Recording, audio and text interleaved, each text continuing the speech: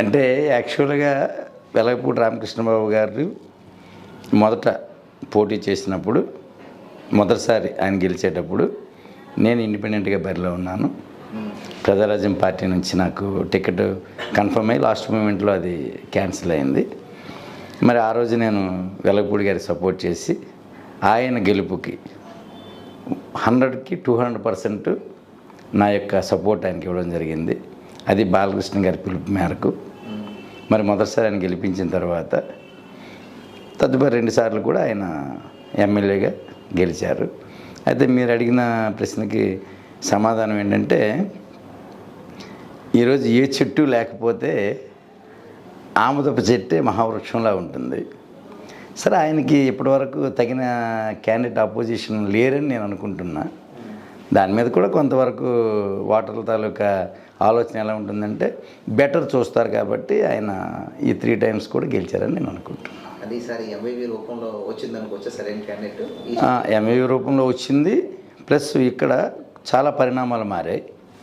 అంటే జగన్మోహన్ రెడ్డి గారు చేసిన యాక్టివిటీస్ ఏవైతే ఉన్నాయో ఈ 5 yearsలో ఇప్పటివరకు ఎన్ని గవర్నమెంట్స్ వచ్చినా, ఎంతమంది ముఖ్యమంత్రులు వచ్చినా రాష్ట్ర అభివృద్ధి లేదా సంక్షేమం 2 చేశారు. కానీ జగన్మోహన్ రెడ్డి గారు చేసిన సంక్షేమం ఏంటంటే గుండెలకు హత్తుకునేటట్టు ఆయన సంక్షేమం అనేది చేయడం జరిగింది. అంటే ఇప్పుడు ఇచ్చేది ఎవరికైనా మనం ఏదైనా దానం చేసేటప్పుడైనా లేదా ఊరికి ఇచ్చినా లేదా డబ్బులకి ఇచ్చినా కానీ అది చాలా నవ్వుతూ ఇస్తే వాళ్ళు నవ్వుతూ స్వీకరిస్తారు దాన్ని. లేదు మనం కోపంగా అంటే ఆయన దగ్గరికి ఆ షాపుకి ఇంకెవరు వెళ్ళే పరిస్థితి ఉండదు. అలాగే జగన్మోహన్ రెడ్డి గారు ఏం చేశారంటే ఇస్తున్న పెన్షన్ ఏదైతే ఉందో ఎవరైతే ఆ లబ్ధిదారుడు ఉన్నాడో లబ్ధిదారుడు ఇంటికి తీసుకెళ్ళి ఇవ్వడం అనేది మొట్టమొదటిగా చేసిన ఒక మంచి పని. అంటే ఈరోజు ప్రజలు కోరుకున్నది ఏంటంటే ఏదైనా ఇచ్చినా తీసుకుంటారు, కానీ తీసుకునేది కూడా కష్టం అనిపిస్తే అక్కడికి వెళ్ళరు.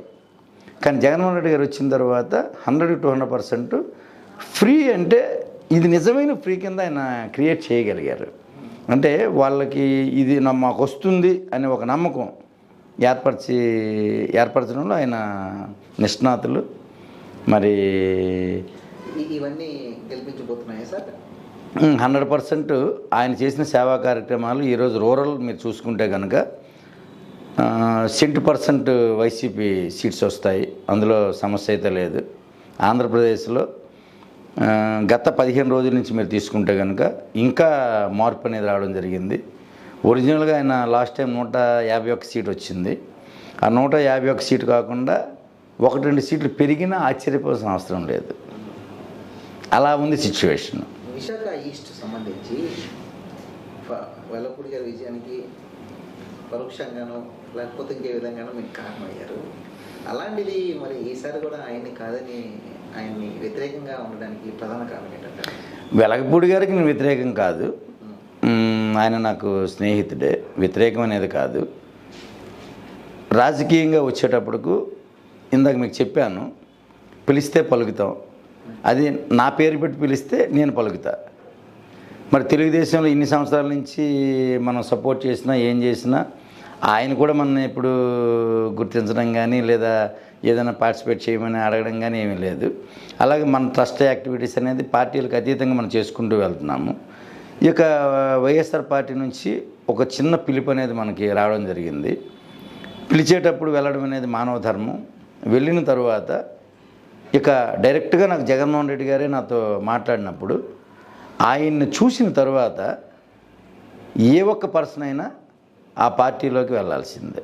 సార్, ఒక అపోహ ఉంది సార్ ప్రజల్లో, జగన్మోహన్ రెడ్డి కొంచెం కోపిష్టని, లేకపోతే ఆయన కొంచెం యారగెంట్ అని, ఎమ్మెల్యేలకు అపాయింట్మెంట్ ఇవ్వరని, ఇలాంటి ఒక ప్రచారం బయట గత ఆయన నుంచి విడిపోయిన చాలామంది ఆయన మీద చేస్తున్న ఆరోపణ.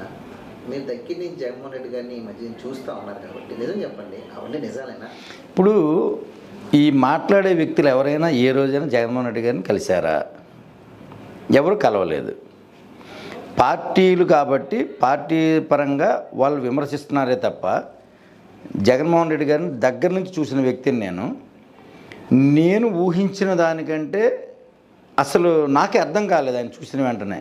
మరి మీరు 15 ఏళ్ళు టీడీపీలో యాక్టివ్గా అంటే పార్టీ పరంగా లేను. పార్టీ పరంగా లేరు, బ్యాక్ ఎండ్గా సపోర్ట్ అవును చేస్తారు. అవును. అక్కడ మీకు చూడలేని జగన్మోహన్ రెడ్డి గారు చూసింది జగన్మోహన్ రెడ్డి గారి దగ్గరికి నేను ఫస్ట్ డోర్ తీసుకుని లోపలికి వెళ్ళేటప్పటికి ఒక ముఖ్యమంత్రిగా ఒక సీఎం హోదాలో ఆయన లేచి నిలబడి మమ్మల్ని అన్న రండి అని ఆహ్వానించడం, అలా మా అబ్బాయిని తీసుకుని వెళ్ళడం జరిగింది, హీరోని. తను ఇప్పుడు 6 ఫిల్మ్స్ చేస్తున్నాడు. తను కూడా యాంగ్జైటీతో నాతో రావడం జరిగింది.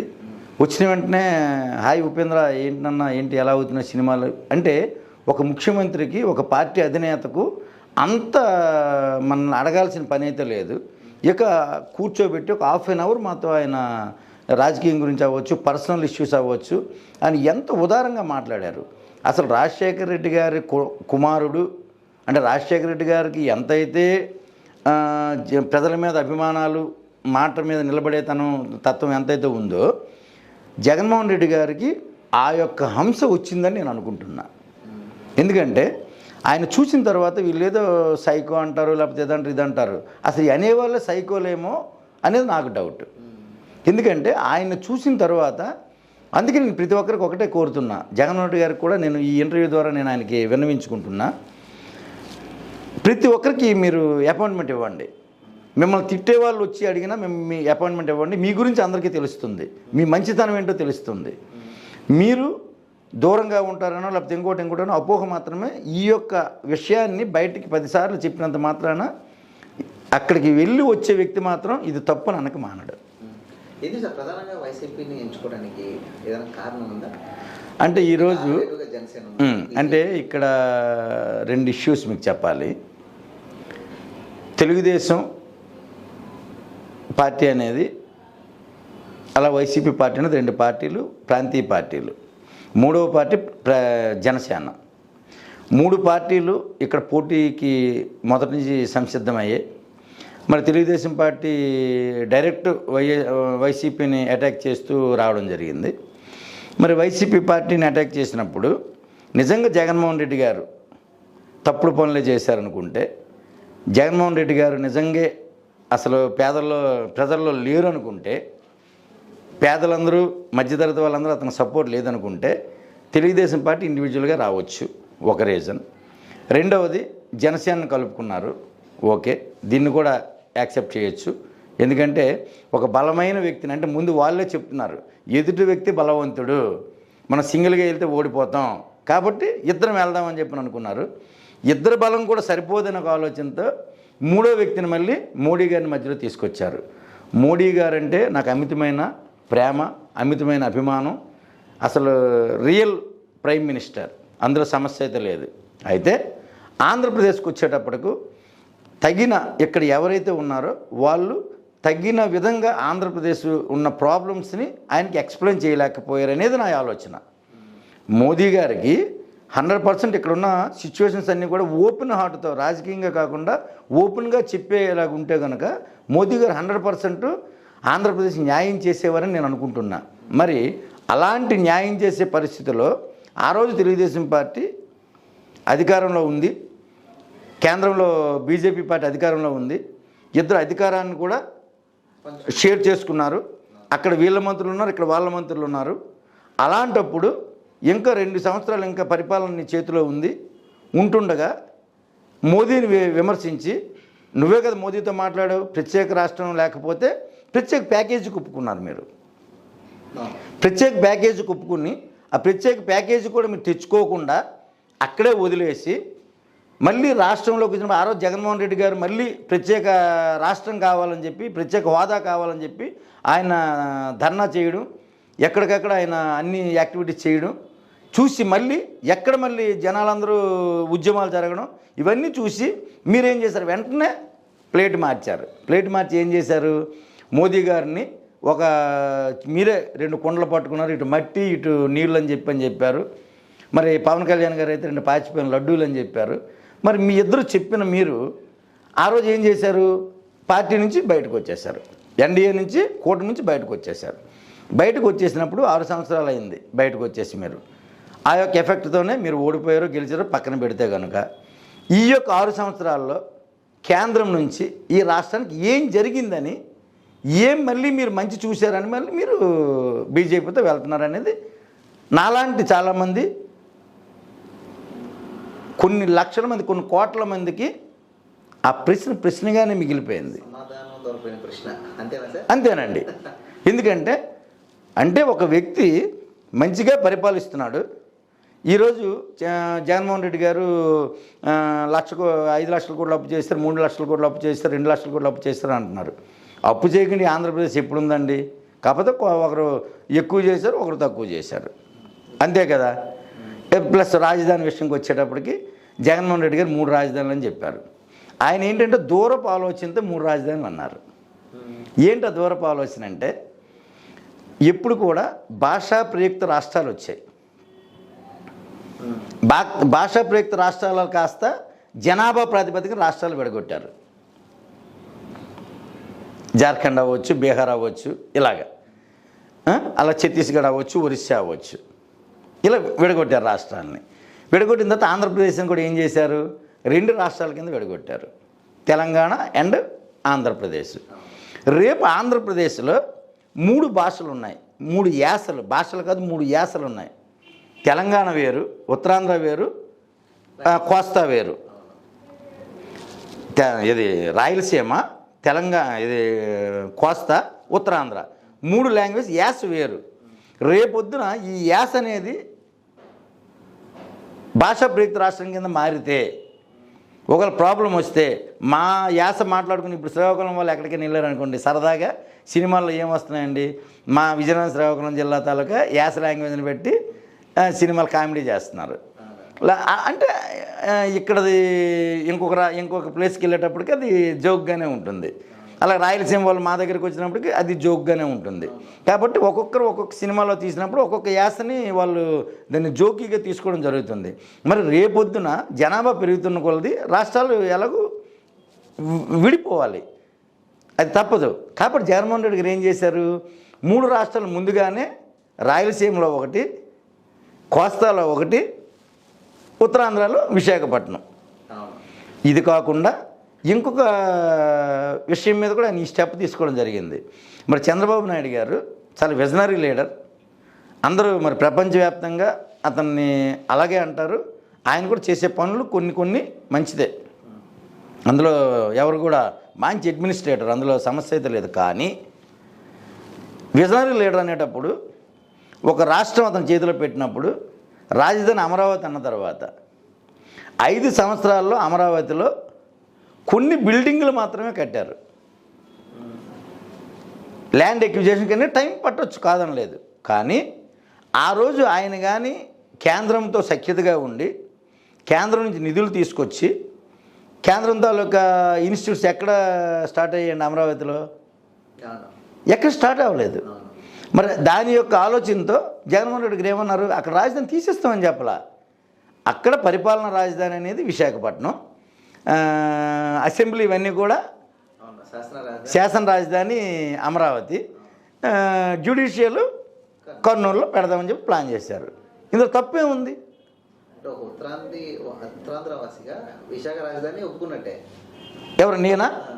ఇప్పుడు సార్, ఇప్పుడు ఎక్కడో రాజధాని ఉండే బదులు నా పక్కన రాజధాని ఉంటుందంటే నాకు సంతోషమా కాదా?